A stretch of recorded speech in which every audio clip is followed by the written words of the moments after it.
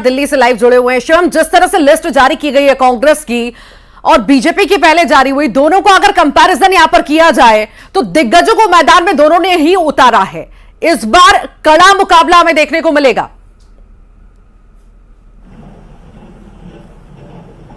बिल्कुल, देखिए 9 अक्टूबर को न्यूज 18 ने अपने दर्शकों को ये बात बताई थी कि कमलनाथ चुनाव लड़ेंगे, उसके साथ साथ जो कांग्रेस पार्टी के बड़े नेता हैं उनको चुनावी रण में उतारा जाएगा।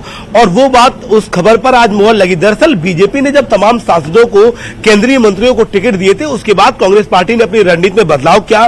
कांग्रेस पार्टी इस बात को बखूबी समझती थी कि अगर बड़े नाम सामने नहीं उतारे गए तो कार्यकर्ताओं में एक मैसेज जाएगा कि देखिए बीजेपी कितने बड़े बड़े उम्मीदवार दिल्ली से तमाम केंद्रीय मंत्रियों को उतार रही है और कांग्रेस पार्टी विधानसभा चुनावों में बड़े नामों को लेकर नहीं आ रही है। उसी दिन से पार्टी ने अपनी स्ट्रेटजी को बदला और जो तमाम नाम जो न सिर्फ अपनी सीट पर प्रभुत्व दिखाते हैं बल्कि पूरे प्रदेश में उनका एक फैक्टर है, चाहे वो आप कास्ट फैक्टर की बात करें, चाहे कार्यकर्ताओं की एक लंबी चेन उनके पास है।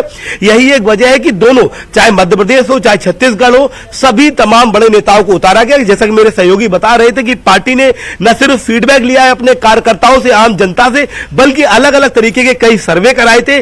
जो उम्मीदवार हर कसौटी पर खरा उतरा, पहली कसौटी यह थी कि जीत विधानसभा चुनाव में चाहिए। ऐसे में जो चाहे कितना बड़ा नाम हो, अगर पार्टी को लगा कि इनके खिलाफ बहुत विरोध है, न सिर्फ उस सीट पर बल्कि आसपास उतना प्रभुत्व नहीं है, तो पार्टी ने टिकट काटा। और जिन लोगों के नाम पर पार्टी को लगता था कि अगर इनको विधानसभा चुनाव में उतारा जाएगा और न सिर्फ ये अपनी सीट जिताएंगे बल्कि पूरे प्रदेश में एक फैक्टर बनेंगे, उनको टिकट दिया गया। ये स्ट्रेटजी जैसे ही बीजेपी ने अपने तमाम सांसदों को, केंद्रीय मंत्रियों को उतारा था, उसके बाद कांग्रेस पार्टी ने बनाई थी। उसकी जो आज चर्चा हो रही है वो लिस्ट में आप देख सकते हैं। लगातार 9 अक्टूबर से ये न्यूज 18 बता रहा है कि बड़े नामों को मैदान में उतारा जाएगा, चाहे वो कमलनाथ हो, छत्तीसगढ़ के सीएम भूपेश बघेल हो, डिप्टी सीएम हो। और इससे कार्यकर्ताओं में एक जोश आता है कि हमारा बड़ा नेता अगर विधानसभा चुनाव लड़ रहा है, जनता के बीच जा रहा है, तो न सिर्फ कॉन्टैक्ट की बात है बल्कि कैडर में एक विश्वास जागता है। और वही एक वजह है कि कांग्रेस पार्टी ने इन तमाम बड़े नामों को अपनी लिस्ट में जगह दी है। ये पहली लिस्ट है, हालांकि अभी काफी जो आगे की लिस्ट आनी है उनमें काफी नाम काटे जाएंगे, काफी नाम जोड़े जाएंगे। अशरफ, आपका रुख करूंगी, संक्षेप में जवाब यहां पर दीजिएगा। बुधनी की अगर हम बात करें, परंपरागत सीट मुख्यमंत्री की, यहां पर जो है विक्रम मत्सल को उतारा गया, टिकट दिया गया है। क्या देखते हैं, किस तरह की टक्कर यहां पर देखते हैं? क्योंकि पिछली बार यहां पर अरुण यादव को उतारा गया था, इस बार विक्रम को कितनी बड़ी टक्कर? देखिए, बुधनी जो है एक बहुत महत्वपूर्ण सीट है, मुख्यमंत्री की सीट है। यहाँ पे आप सोचिए कि जब 2018 का चुनाव हुआ था तब प्रदेश अध्यक्ष अरुण यादव थे, तो पूर्व अध्यक्ष थे उस समय भी, लेकिन वो एक राज्य के बड़े नेता हैं। सुभाष यादव जी जो केंद्रीय मंत्री रहे और खुद अरुण यादव केंद्रीय मंत्री रहे थे, तो उन्होंने इस में चुनाव लड़ा था, वो भी चुनाव हार गए थे। और आज जिनको विक्रम को यहां उतारा गया है, तो यहां पर बीजेपी के लिए मतलब एक तरह से बहुत आसानी से जीत हो सकती है, क्योंकि शिवराज सिंह चौहान को हराना आसान बात नहीं। जब अरुण यादव जैसे जो इतने कद्दावर नेता हैं, इतने बड़े नेता के बेटे हैं, वो शिवराज सिंह चौहान को चुनाव मैदान में पटकनी नहीं दे सके थे 18 में, तो इस बार भी 2023 में नहीं लगता कि कुछ उलटफेर होगा। हाँ, ये जरूर है कि कांग्रेस जो है वो मजबूती से चुनाव जरूर लड़ेगी। ये नहीं होगा कि शिवराज सिंह चौहान को बहुत आसानी से बुधनी से जीतने का मौका दे दिया जाए। वो टक्कर जरूर लगेगी, पूरा टक्कर चुनाव में देगी भी। लेकिन हाँ, जो अभी तक के हालात हैं, जो इस परिस्थितियां हैं, जो नजर आ रहा है वो यही आ रहा है कि बुधनी की सीट मुख्यमंत्री की रिजर्व है, उन्हीं के नाम पे है, वो चुनाव जीत लेंगे। लेकिन कांग्रेस भी इसे इतनी आसानी से हार नहीं मानेगी। उनमें मजबूती के साथ चुनाव लड़ा जाएगा, दमदार तरीके से यहां पे प्रचार भी किया जाएगा और बड़े नेताओं को भी चुनाव मैदान में उतारा जाएगा प्रचार के लिए। जी ठीक। वासु, आपका रुख करना चाहूंगी। दिग्विजय सिंह के भाई की अगर हम बात करें, लक्ष्मण सिंह की बात करें, या दिग्विजय के बेटे की हम बात करें, जो सीट पे थे उसी सीट से वापस से मैदान में उतारा गया है, कितना दबदबा इनका क्षेत्र में? लक्ष्मण सिंह हमेशा बयानों से भी ऐसे विवादित बयान देते हैं कि घिर जाते हैं हर बार। बिल्कुल, देखिए लक्ष्मण सिंह अक्सर अपने बयानों को लेकर चर्चा में रहते हैं, लेकिन पिछले चुनावों की अगर बात करें और उससे पहले वो सांसद भी रह चुके हैं लोकसभा के, तो उनका क्षेत्र में एक अच्छा होल्ड माना जाता है। और पूरा अगर सिंह परिवार को देखें आप, दिग्विजय सिंह ने अपनी सीट बदली थी, भोपाल वो आए थे चुनाव लड़ने, लेकिन यहाँ पर उन्हें हार का सामना करना पड़ा था। लेकिन इसके पहले जब वो अपने क्षेत्र में राजनीति करते थे तो वहां पर उनका काफी अच्छा होल्ड है। और अब उनके बेटे जयवर्धन सिंह हो या फिर लक्ष्मण सिंह हो, इन लोगों ने बीते चुनावों में अच्छा प्रदर्शन किया है। और यही बात है कि सर्वे में एक बार फिर से इनको तरजीह दी गई, इनका नाम वहां पर सामने आया और कांग्रेस पार्टी ने एक बार फिर से वहां पे उम्मीदवार बनाया है। लेकिन देखिए जो मध्य प्रदेश के चुनाव है वो काफी दिलचस्प है और किसी भी सीट पर समीकरण जो है वो कभी भी बदल सकते हैं, तो राह किसी की भी आसान नहीं होने वाली है, चाहे नाम कितना भी बड़ा हो। बुधनी विधानसभा को लेकर अभी चर्चा चल रही थी, विक्रम मसाल को वहां से कांग्रेस ने उम्मीदवार बनाया है। विक्रम मसाल एक टीवी एक्टर हैं और उन्होंने कुछ महीने पहले ही कांग्रेस पार्टी ज्वाइन की है। नर्मदा सेना का कांग्रेस ने गठन किया और उसकी जिम्मेदारी उनको दी गई थी और लगातार कांग्रेस के लिए वो बीते दिनों कई सारे अभियान चलाते हुए नजर आए। और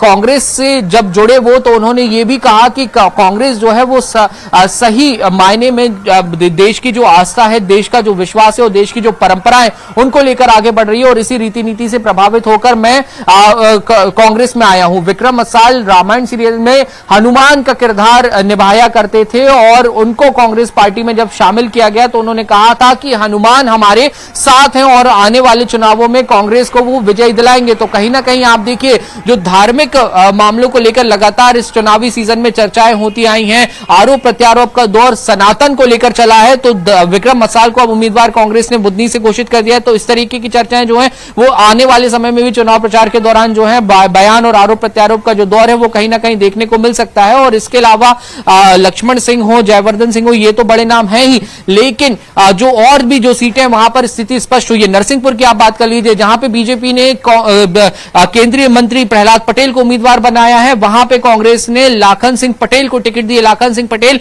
बीता चुनाव हार गए थे और प्रहलाद पटेल के छोटे भाई जालम सिंह पटेल ने उन्हें चुनाव हराया था, लेकिन एक बार फिर से लाखन सिंह पटेल पे कांग्रेस ने वहां पे भरोसा जताया और प्रहलाद पटेल के सामने उनको टिकट देने का काम किया।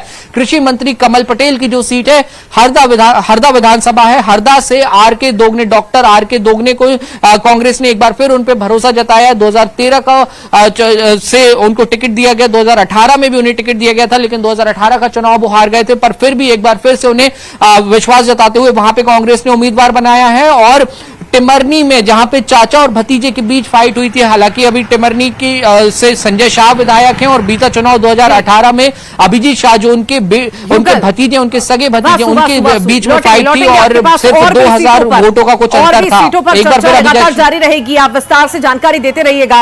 युगल भी लगातार जुड़े हुए हैं। युगल, अगर हम यहाँ पर बात करें सीएम भूपेश बघेल की सीट की, पाटन की हम बात करें, तो उनके साथ जो है भतीजे मैदान में रहेंगे, बीजेपी से भतीजे मैदान में रहेंगे। कितनी बड़ी टक्कर से आप देखते हैं? सांसद भी है वो और दबदबा भी अच्छा है उनका।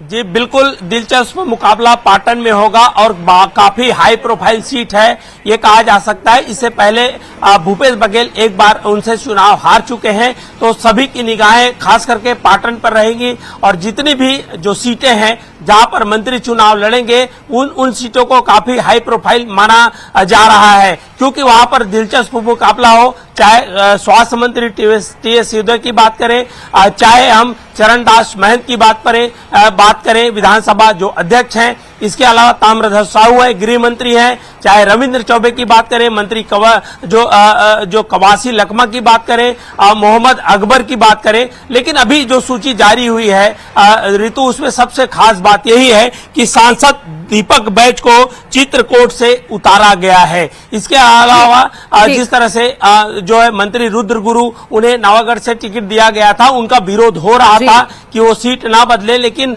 वहां से उनको टिकट दिया गया है। तो ये कहा जा सकता है अभी जो सीट जो उम्मीदवारों की जो सूची आई है, कद्दावर नाम है। युगल लौटेंगे आपके पास। डिप्टी न्यूज एडिटर अभिषेक शुक्ल भी हमारे साथ जुड़ गए हैं, वो विस्तार से बताएंगे कि आखिर किस तरह से, अभिषेक आप देख रहे हैं इस पूरी लिस्ट को, 30 नामों को 30 जगह पे जो दिग्गजों को मैदान में उतारा गया है, कितना प्रभावशाली ये रहने वाला है?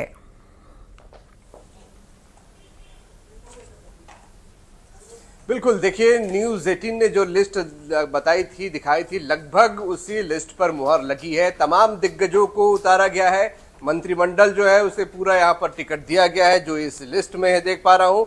टीएस सिंह देव से लेकर उमेश पटेल तक जो सबसे युवा मंत्री हैं उनको टिकट दी गई है। उसी जगह से टिकट दी गई है जहां से वो चुनाव लड़ते आए हैं। जो एक दिलचस्प मुकाबला राजनांदगांव का मैं देख रहा हूं ऋतु, गिरीश देवांगन को उतारा गया है पूर्व मुख्यमंत्री रमन सिंह के अगेंस्ट में। तो ये एक बड़ा दिलचस्प मुकाबला होगा। मुख्यमंत्री के काफी करीबी भी हैं देवांगन जो है, गिरीश देवांगन, इसलिए मुकाबला बड़ा दिलचस्प होगा और पूरी ताकत कांग्रेस यहाँ पर जरूर लगाएगी। पिछली बार करुणा शुक्ला यहाँ पर रमन सिंह के खिलाफ मैदान में थी। दीपक बैज प्रदेश अध्यक्ष हैं, सांसद हैं, चित्रकूट से उनको मैदान में उतारा गया है, जो कि लगभग माना जा रहा था। न्यूज 18 ने पहले ही बता दिया था कि दीपक बैज यहाँ पर चुनाव पे लिए उतरने के लिए तैयार हैं। उन्होंने खुद भी आगे बढ़कर इस बात के संकेत दिए थे सबसे पहले न्यूज 18 पर। तो ये एक बड़ा चेंज है। दंतेवाड़ा में एक जरूर यहाँ पर टिकट बदला गया है, लेकिन टिकट उसी परिवार के पास है। पहले स्वर्गीय महेंद्र कर्मा की जो पत्नी थी देवती कर्मा, वो विधायक थी वहां से कांग्रेस से। अब उनके बेटे छविंद्र कर्मा को मैं देख रहा हूं यहाँ से टिकट दी गई है।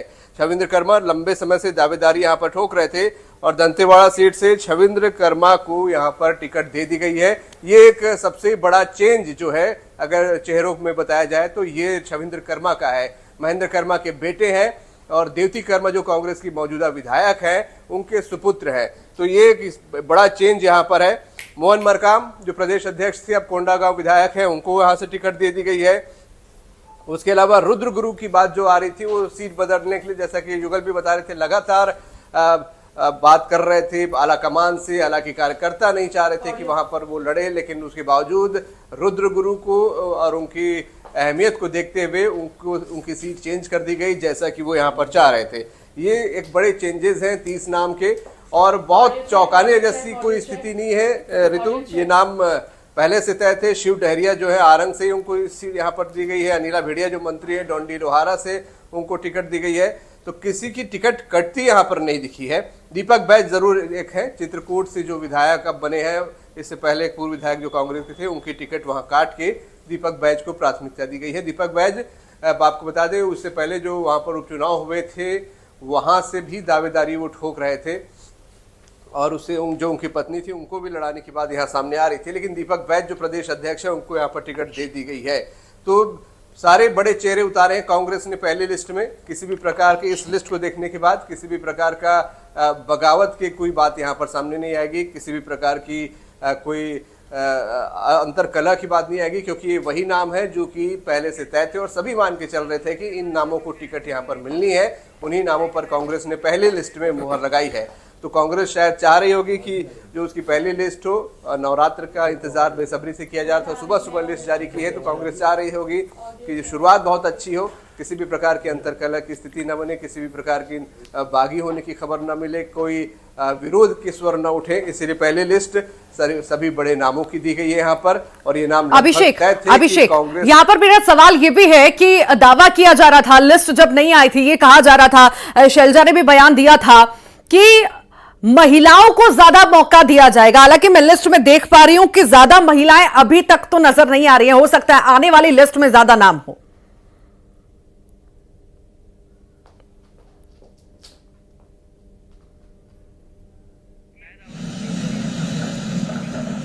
अभिषेक लौटूंगी आपके पास, आवाज आपकी हमें नहीं मिल पा रही है। वासु भी लगातार हमारे साथ जुड़े हुए हैं। वासु देखिए, यहां पर हमने मुख्यमंत्री की तो बात कर ली, पर इंदौर एक की बात करें जो चर्चाओं में सीट हमेशा रहती है, इस पर सबकी निगाहें लगी रहती है। यहां पर कैलाश विजयवर्गीय के सामने जो है संजय शुक्ला को उतारा गया है।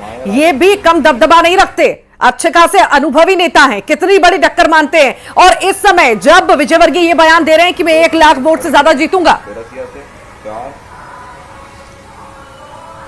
बिल्कुल, देखिए इंदौर हो, भोपाल हो या अन्य जगह हो, अन्य अंचल हो मध्य प्रदेश के, ये जो मुकाबला है वो काफी दिलचस्प हो गया है और कैलाश विजयवर्गीय बीजेपी के सबसे कद्दावर नेताओं में शामिल किए जाते हैं। टफ जगहों पे बीजेपी उन्हें भेजती है, बड़ी जिम्मेदारी देती है, जैसा कि पश्चिम बंगाल के चुनाव की जिम्मेदारी देकर बीजेपी ने उन्हें भेजा था। मध्य प्रदेश में उनके लिए टिकट दिया जाना कहीं ना कहीं, खुद कैलाश विजयवर्गीय ने इस बात को बताया कि उनके लिए ये शॉकिंग था, चौंकाने वाला था, लेकिन फिर भी पार्टी ने उन्हें मैदान में उतारा तो पूरी दमखम के साथ चुनाव प्रचार भी वो करते हुए नजर आ रहे हैं। और आप देखें कि एक तस्वीर इंदौर से सामने आई थी जब दोनों नेताओं के बीच में काफी अच्छी ट्यूनिंग देखने को मिली थी। धार्मिक कार्यक्रम में वो पहुंचे थे, तो संजय शुक्ला जो कांग्रेस के नेता हैं, मौजूदा विधायक भी हैं और उन्हें दोबारा टिकट भी दिया गया है, तो उन्होंने पैर छूकर वहां कैलाश विजयवर्गीय का अभिवादन किया था। तो एक वो खूबसूरत राजनीति की जो तस्वीर है वो भी निकलकर सामने आई थी। और अब संजय शुक्ला को जब चुनावी मैदान में उतारा गया है तो कहीं ना कहीं अब जो मुकाबला है वो एक बार फिर से काफी दिलचस्प हो जाएगा, क्योंकि वो स्टैंडिंग एमएलए भी हैं और प्रत्याशी भी उन्हें दोबारा बनाया गया है। कैलाश विजयवर्गीय के सामने उनको वो चुनौती देते हुए नजर आएंगे। और लगातार हमने देखा है कि जो संजय शुक्ला है वो अपना कैंपेन भी लगातार चला रहे थे, पूरी दमखम के साथ चुनावी मैदान में वो नजर आ रहे थे। हालांकि देखना होगा कि अब उनकी क्या आने वाले समय में स्ट्रैटेजी होती है, क्योंकि कैलाश विजयवर्गीय को बीजेपी ने चुनावी मैदान में उतारा। इसके जरिए बीजेपी की यह कोशिश थी कि ना सिर्फ इंदौर को लेकर या बल्कि पूरे मालवा में कैलाश विजयवर्गीय के होने का एक फायदा मिले। और जब बड़े नेताओं को चुनावी मैदान में उतारा जाता है तो आने आजू बाजू वाली सीटों पर भी पार्टी ये चाहती है कि उनका असर हो और वहां पे पॉलिटिकल माइलेज कहीं ना कहीं पार्टी गेन कर सके। लेकिन कई चुनावों में ऐसा देखा गया है कि बड़े बड़े जो दिग्गज हैं वो धराशायी होते हुए नजर आए हैं और नए और युवा नेताओं ने उन्हें पटकनी दी है। तो देखिए, चुनाव है, चुनाव में कुछ भी हो जाना असंभव नहीं है। बात और तो हो रही थी एक नंबर सीट की हम बात कर रहे थे, इंदौर की हम बात कर रहे थे, अनुराग भी जुड़े हुए, शिवपुरी की बात कर लेते हैं। अनुराग, यहाँ पर बड़ा बदलाव हम देख रहे हैं शिवपुरी में, आखिर इस बदलाव को आप किस तरह से देखते हैं? पिछोर से 5 बार के विधायक केपी सिंह को शिवपुरी से प्रत्याशी बनाया गया, जबकि पिछोर सीट पर शैलेंद्र सिंह प्रत्याशी बनाए गए हैं। आखिर किस तरह से देखें, कैसा मुकाबला, कैसी टक्कर यहां पर? बिल्कुल बिल्कुल, देखिए ग्वालियर चंबल को लेकर जो सबसे बड़ी बात है कि इस बार सबसे ज्यादा कांग्रेस का फोकस ग्वालियर चंबल के इलाके पर ही है। और यदि हम ग्वालियर चंबल इलाके की बात करें तो पिछोर का हम जिक्र कर रहे हैं, लेकिन इसके अलावा यदि हम बात करें तो ग्वालियर पूर्व को लेकर या फिर ग्वालियर अंचल को लेकर वहां पर सतीश सिकरवार को पार्टी ने फिर से अपना उम्मीदवार घोषित किया है। इसके अलावा हम बात करें डबरा से तो इमरती देवी को बीजेपी अपना उम्मीदवार घोषित कर चुकी है और उसके खिलाफ सुरेश राजे को कांग्रेस ने अपना उम्मीदवार बनाया है। तो ग्वालियर चंबल के इलाके पर कांग्रेस ने सबसे ज्यादा फोकस किया है और जिन सीटों को लेकर सबसे ज्यादा विवाद नजर आ रहा था उन सीटों को अभी होल्ड करने का काम किया है। फूल सिंह बरैया को भी कांग्रेस पार्टी ने अपना उम्मीदवार घोषित किया है। पिछली बार वो मामूली वोटों के अंतर से चुनाव हार गए थे, लेकिन इस बार फिर पार्टी ने उन पर भरोसा दिखाया है। भीतर अवार से हम यदि बात लगातार जुड़े हुए हैं अभिषेक, अगर देखा जाए छत्तीसगढ़ की अगर हम बात करें तो छत्तीसगढ़ में ज्यादा एक्सपेरिमेंट कांग्रेस ने नहीं किया है और पुराने चेहरों पर भरोसा ज्यादा जताया है। इस बार आर या पार की लड़ाई होने वाली है छत्तीसगढ़ में, इसीलिए कांग्रेस ने इतना सोच समझकर एक्सपेरिमेंट नहीं किया।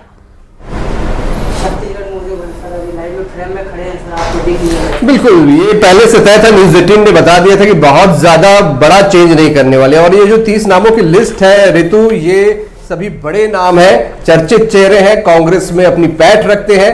कांग्रेस ने इनका टिकट नहीं काटा और इन ज्यादातर जो नाम है वो अपने दम पर चुनाव जीतने का मादा रखते हैं, इसीलिए कांग्रेस ने इस पर फिर से दांव लगाया। चाहे मैं उप मुख्यमंत्री टीएस सिंहदेव की बात कर लूं, अमरजीत भगत की बात कर लूं, सीतापुर से 4 बार से विधायक हैं, इस बार मंत्री भी हैं, उमेश पटेल खरसियागढ़ माना जाता है, और जयसिंह अग्रवाल का जरूर यहां पर जिक्र करूंगा। ऋतु, जयसिंह अग्रवाल को लेकर खबर आई थी जब सीसी की बैठक चल रही थी, आनंद फानन में जयसिंह अग्रवाल दिल्ली गए थे और ये भी कयास लगने लगे थे कि क्या जयसिंह अग्रवाल की टिकट कट सकती है।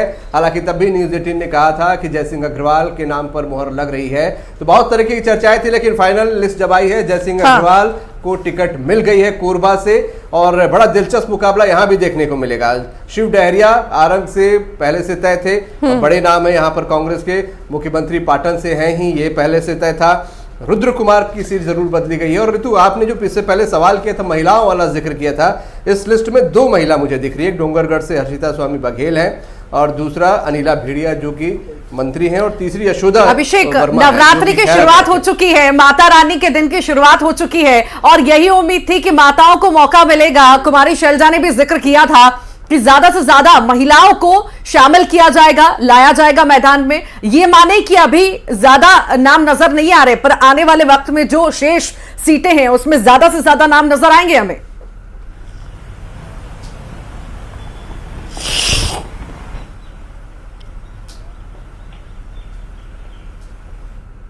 जो विधायक थी उनका नाम जरूर कटा, लेकिन उनके बेटे को दिया गया वहां से टिकट।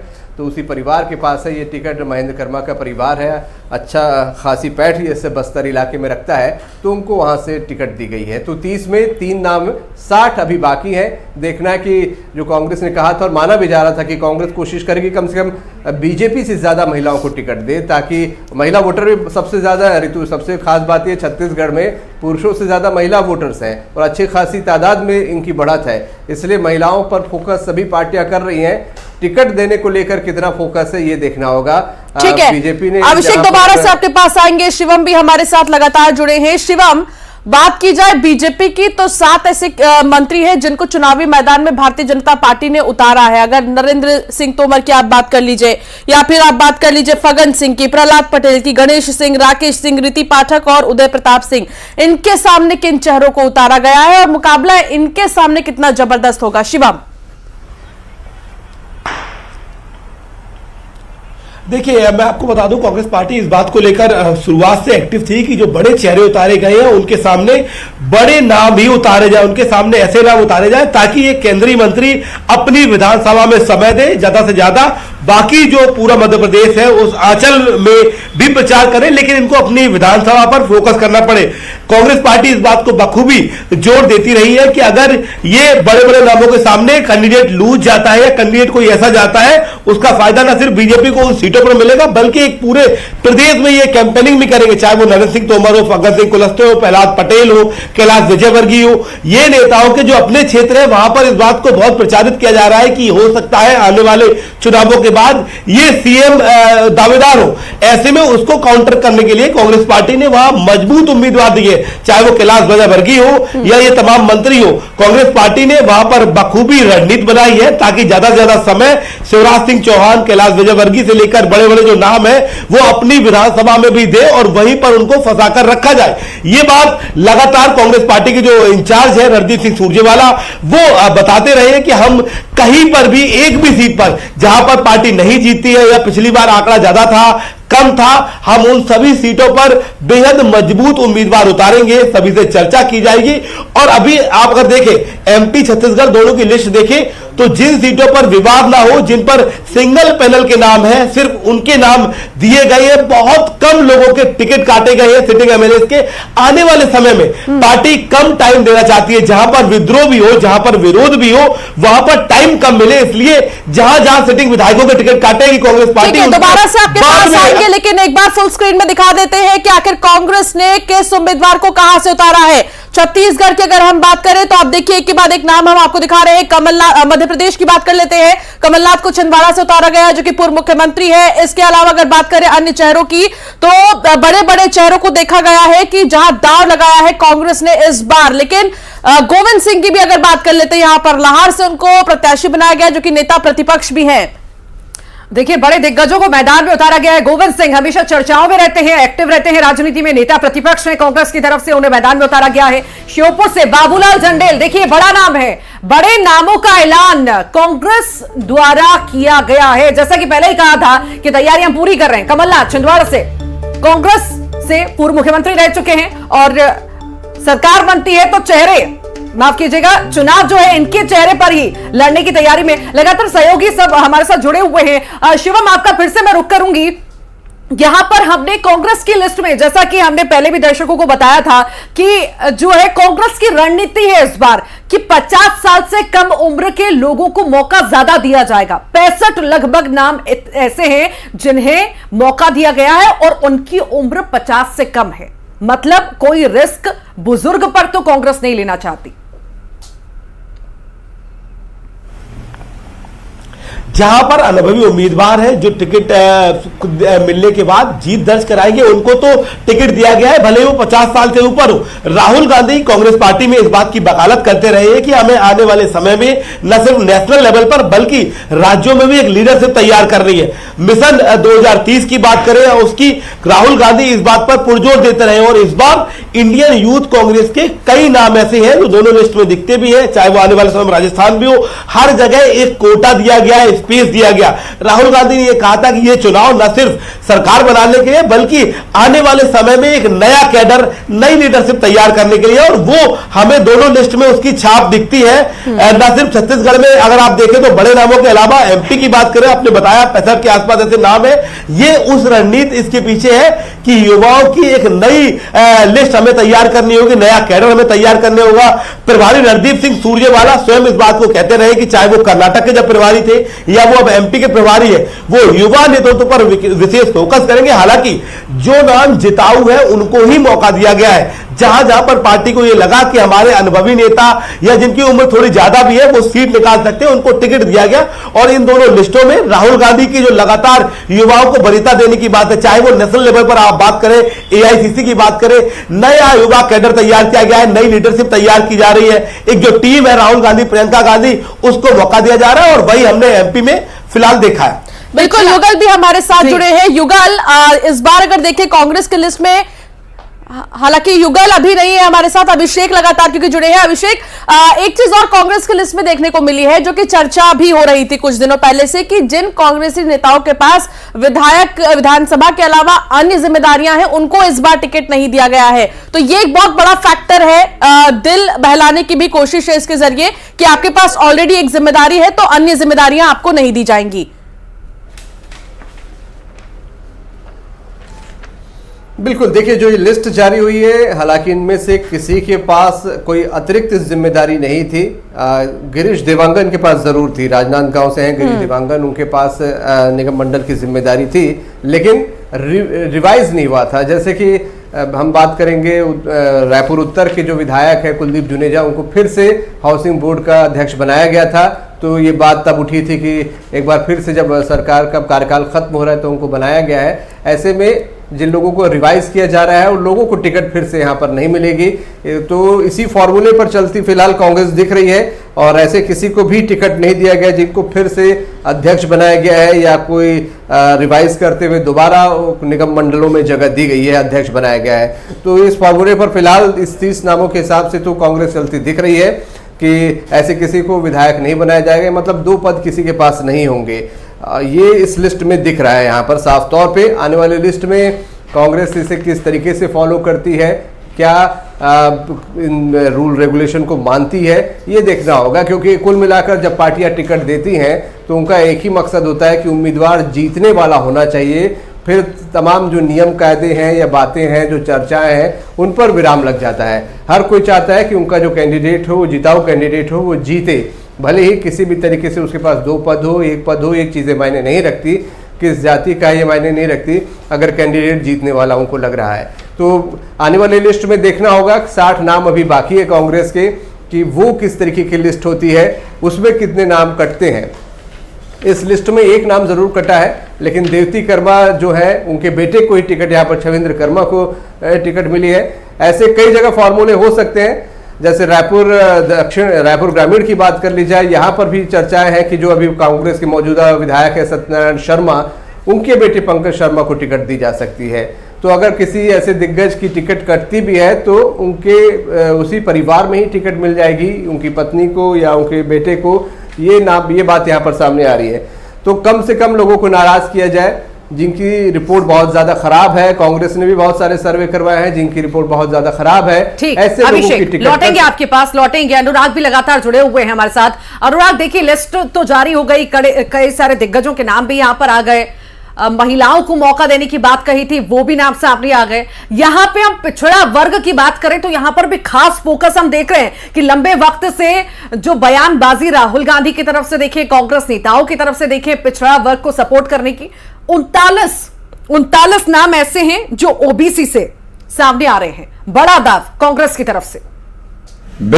बिल्कुल बिल्कुल, देखिए जातिगत जनगणना की पैरवी कांग्रेस की तरफ से की जा रही है और यही वजह है कि ओबीसी वर्ग को ज्यादा से ज्यादा टिकट देकर ओबीसी वर्ग को खुश करने की कोशिश की जा रही है। मध्य प्रदेश में 50% से ज्यादा ओबीसी वर्ग की आबादी है और यही वजह है कि ओबीसी वर्ग सबसे ज्यादा इस लिस्ट में नजर आ रहा है। लेकिन इस लिस्ट की हम यदि पूरी बात करें तो इस लिस्ट में ऐसा कोई बड़ा चौंकाने वाला नाम नहीं है। जिस तरीके से बीजेपी ने अपनी पहली, दूसरी, तीसरी सूची में चौंकाने का किया था। यह जरूर है कि प्रहलाद सिंह पटेल को नरसिंहपुर विधानसभा सीट से बीजेपी ने अपना उम्मीदवार घोषित किया है, क्योंकि वहां पर सिर्फ नरसिंहपुर को छोड़ दे तो बाकी 3 सीटों पर कांग्रेस का कब्जा था। और गोटेगांव विधानसभा सीट पर जो एनपी प्रजापति हैं, कांग्रेस के सीनियर लीडर हैं, उनका टिकट जो है पार्टी ने बदल दिया, यानी कि उनकी जगह नए चेहरे को पार्टी मैदान में उतार रही है। इसके अलावा केपी सिंह की हम बात कर रहे थे, पिछोर से वो लगातार जीतते हुए आए, लेकिन बीते दिनों उनका एक वीडियो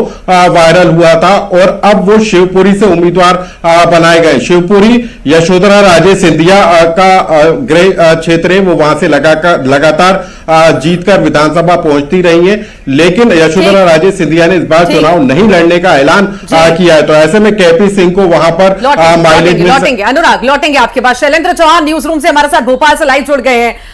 शैलेंद्र, लिस्ट आपने देखी, बड़ी दिलचस्प है और ऐसा लग रहा है कि जितनी बैठकें चल रही थी वाकई भी उस बैठकों में मंथन जोरदार हुआ है। चाहे महिलाओं को देखे, पिछड़ा वर्ग को देखे, युवाओं को देखे, सबको मौका दिया गया है। देखिए यहाँ पे हम बात करें 39% ओबीसी को दे दिया गया मौका, अनुसूचित जाति को दे दिया गया, और हम यहां पर बात करें मुस्लिम को भी टिकट दिया गया है, जैन को भी दिया गया है, अल्पसंख्यक को भी दिया गया है। कोई कोर कसर यहां पर कांग्रेस के द्वारा नहीं छोड़ी गई है, कोई रिस्क नहीं लेना चाहती कांग्रेस।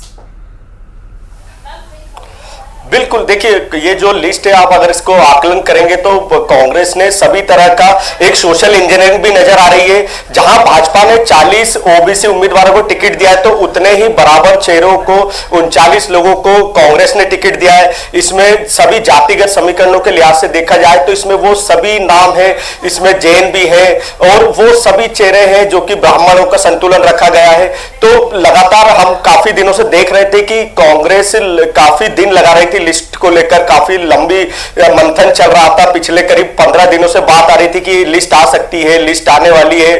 तो कांग्रेस बिल्कुल सुनियोजित तरीके से एक एक कदम उठा रही थी।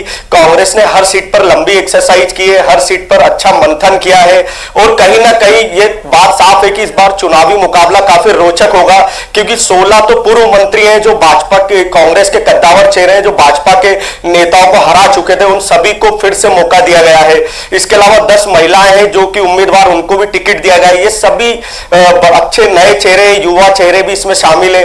तो इस बार निश्चित ही ऐसा लग रहा है कि चुनाव में बहुत ही कांग्रेस ने सोच समझकर टिकट दिए हैं और सभी वर्गों को इसमें रखा गया है। सोशल इंजीनियरिंग इसमें साफ नजर आ रही है।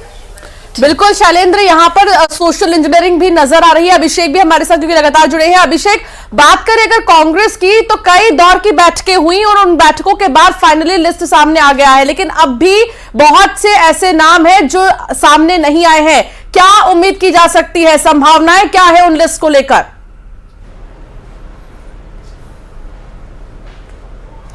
बिल्कुल, देखिए मुझे लगता है कि कांग्रेस के ज्यादातर जो नामों पर मुहर लग चुकी है, क्योंकि प्रायोरिटी फिलहाल पहले फेज में जो 20 सीटों पर होनी है, उन 20 सीटों के नाम यहां पर जारी किए गए हैं, साथ में 10 और नाम जारी किए गए हैं। तो 20 वो सीटें हैं जो बस्तर और राजनांदगांव, कवर्धा, पंडरिया वाली सीटें हैं, जहां पर 7 नवंबर को वोटिंग होनी है और बहुत कम समय बचा था। ऐसी जगहों पर यहां पर कांग्रेस ने अपने उम्मीदवारी यहां पर जाहिर की है, उनके नाम यहां पर उतारे हैं और ज्यादातर बड़े नाम यहां पर कोशिश है कि उन नामों को यहां पर उतारा जाए ताकि बस्तर पे इसका असर दिखे। दीपक बैज की हम बात कर ले, तेज तर्रार नेता है, सांसद है फिलहाल और प्रदेश अध्यक्ष हाल ही में उनको बनाया गया है। उनको विधायक की यहां पर से दी गई है, चित्रकूट से टिकट दिया गया है। तो इसका मकसद साफ है कि चित्रकूट का एक जो आसपास का बड़ा एरिया है उस पर दीपक बैज का प्रभाव माना जाता है, तो वो बस्तर की काफी सीटों को प्रभावित करेंगे। आपको बता दो, चित्रकूट एक कोना है, दूसरा कोना कोंटा है जहां से कवासी लखमा लड़ते हैं। दोनों ही दिग्गज नेता हैं बस्तर के, दोनों को ही यहां पर इस बार मैदान में उतारा गया है और कोशिश कांग्रेस की यही है कि बस्तर की सीटों पर, अपनी सीटों के साथ साथ आसपास की सीटों पर भी ये नेता माहौल बनाने में कामयाब होंगे। दीपक बैज है, जो कि जगदलपुर के नजदीक चित्रकूट आता है, वहां से। और अब मध्य प्रदेश की कुछ हॉट सीट्स को लेकर बात करें तो अनुराग बुधनी, जहां से मुख्यमंत्री शिवराज सिंह चौहान चुनावी मैदान में है और यहां से कांग्रेस ने विक्रम मस्ताल को उतारा है, उम्मीदवार बनाया है। और इस विक्रम की अगर हम बात करें तो 2008 में आई रामायण में हनुमान का किरदार इन्होंने निभाया था। तो कितना जबरदस्त मुकाबला देखने को मिलेगा चेहरों के बीच। अगर हम बात करें तो जनता में किस तरीके का माहौल है? दो बातें हैं। एक तो विक्रम मस्तान को कांग्रेस में शामिल करने के बाद कांग्रेस पार्टी ने उनको नर्मदा सेवा यात्रा का भी प्रमुख बनाया था और वो लगातार नर्मदा के आसपास के इलाकों का दौरा भी कर रहे थे। खुद मुख्यमंत्री शिवराज सिंह चौहान अपने को नर्मदा का बेटा बताते हैं और वो भी नर्मदा किनारे से आते हैं। तो एक तरीके से इसका काउंटर करने की कोशिश कांग्रेस पार्टी की तरफ से की गई है। दूसरा, रामायण में बजरंगबली का पार्ट निभाने वाले विक्रम मस्तान एक अपने हिंदूवादी छवि को लेकर भी वहां पर पहुंचेंगे, तो हो सकता है कि कांग्रेस को वहां पर लीड मिल सके और मुख्यमंत्री शिवराज सिंह चौहान को उनके विधानसभा क्षेत्र तक सीमित करने की भी एक रणनीति का हिस्सा हो सकता है। बीते चुनाव की हम बात करें तो कांग्रेस के सीनियर लीडर अरुण यादव को पार्टी ने मुख्यमंत्री शिवराज सिंह चौहान के खिलाफ उतारा था, लेकिन इस बार पार्टी ने नया फार्मूला अपनाया है, यानी कि जो फेमस है, जो टीवी सीरियलों के जरिए लोगों के घरों तक पहुंचा, उस चेहरे को वहां पर उम्मीदवार बनाने का काम किया गया है। जातिगत के आधार पर जो टिकट वितरण हुए उस पर भी हम यदि बात करें तो कुल जो 144 सीटें हैं उनमें से न सिर्फ एससी एसटी बल्कि ओबीसी के साथ ही माइनॉरिटी का भी जो है कांग्रेस पार्टी ने ख्याल रखा है, क्योंकि मध्य सीट से जो है आरिफ मसूद को कांग्रेस ने अपना उम्मीदवार घोषित किया है। तो कहीं ना कहीं हर तरीके से न सिर्फ जातिगत समीकरणों को साधने की कोशिश की गई है, हर वर्ग को साधने की कोशिश की गई है, लेकिन सबसे बड़ा जो आरोप अब जो कांग्रेस पार्टी पर लग रहा है वो वंशवाद को लेकर है, क्योंकि दिग्विजय सिंह के परिवार के ही कई चेहरे इस बार चुनाव मैदान में। चाचोड़ा से लक्ष्मण सिंह जो कि दिग्विजय सिंह के भाई हैं, उनको टिकट दिया गया है। दिग्विजय सिंह के बेटे जयवर्धन सिंह को पार्टी ने उम्मीदवार घोषित किया है। तो ऐसे में कहीं ना कहीं परिवारवाद का आरोप इस चुनाव में कांग्रेस पार्टी पर जरूर लगेगा। बीजेपी ने जब अपनी सूची जारी की तो प्रहलाद पटेल के भाई जालम पटेल का टिकट काटा। इसी तरीके से कैलाश विजयवर्गीय के बेटे आकाश विजयवर्गीय का टिकट काटकर ये संदेश देने की कोशिश की कि वो परिवारवाद, वंशवाद के खिलाफ है और जिस तरीके से पीएम मोदी जिक्र करते रहे। लेकिन अब कांग्रेस को इस बात का आरोप इस चुनाव में जरूर झेलना पड़ेगा। जी अनुराग, चर्चाओं में रहने वाली सीट ग्वालियर यहाँ की हम बात कर रहे हैं और इमरती देवी हमेशा ही चर्चाओं में रहती हैं अपनी बयानों की वजह से, लोगों के बीच पहुंचने की वजह से। किस तरह से इस सीट को देखें? समधन समधी आपस में कड़ी लड़ाई, आखिर क्या लगता है कौन जीत का परचम यहां पे लहराएगा?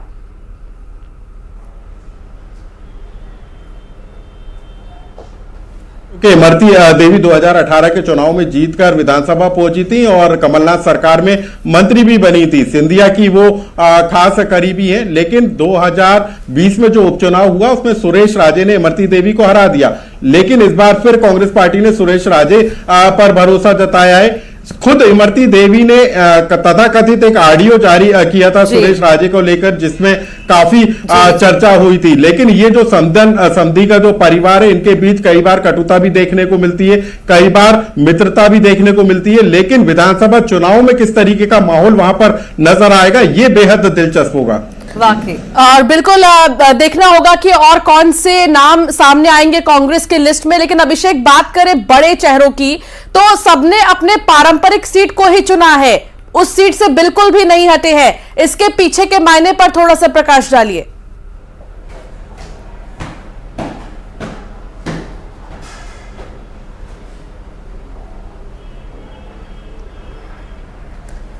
अभिषेक, क्या आप तक मेरी आवाज आ रही है? तो अभिषेक तक आवाज नहीं पहुंच पा रही। शैलेंद्र लगातार जुड़े हैं। शैलेंद्र, बात मध्य प्रदेश की भी अगर हम करें तो मध्य प्रदेश में भी बड़े चेहरों ने पारंपरिक सीट्स को नहीं छोड़े हैं अपने, बल्कि उसी सीट पर दोबारा से चुनावी मैदान में है। इसके पीछे के क्या मायने हैं?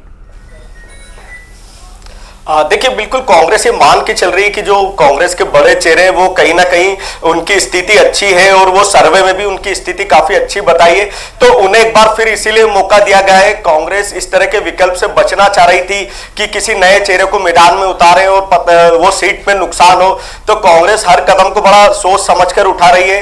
अभी हम आपको बताते हैं कि कांग्रेस की इस लिस्ट में आप एक बड़ा 50 साल से कम उम्र के 65 उम्मीदवार है।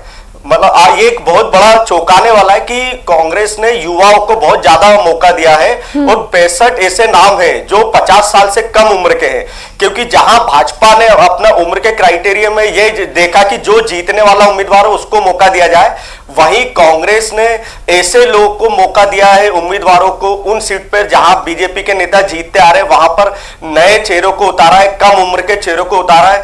तो ये एक युवा चेहरों को आगे लाने का एक कांग्रेस ने अच्छा प्रयास किया है और निश्चित ही ये नए चेहरे एक अच्छी फाइट देंगे, कांग्रेस का मानना है। ठीक ठीक ठीक अनुराग, आपका फिर से मैं रुख करूंगी। अभी जैसा कि जिक्र भी कर रहे थे बात